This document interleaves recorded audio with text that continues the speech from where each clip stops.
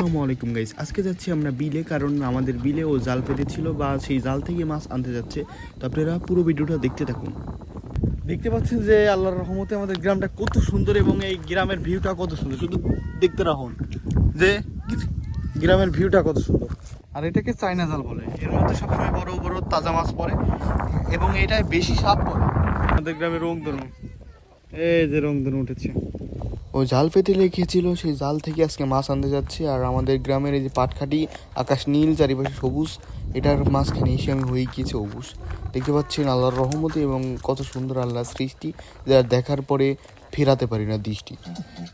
পিকনিকে আছে দুজনে, পিকনিকে আছে। আসলে ওদের বাজেটটা লো থাকার কারণে ওরা দুইজনে পিকনিকে চলে আসছে ছোট্ট একটা বক্স নিয়ে। ছোটোবেলার স্মৃতি দৃশ্য সব মনে পড়ে যায়। আপনারা যারা যারা পিকনিকে গিয়েছিলেন আমাকে অবশ্যই জানাবেন।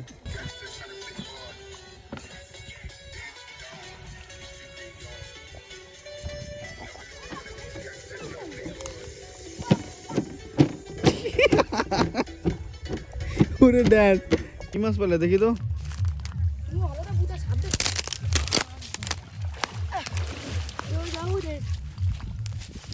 দেখি কি মাছ পেয়েছো?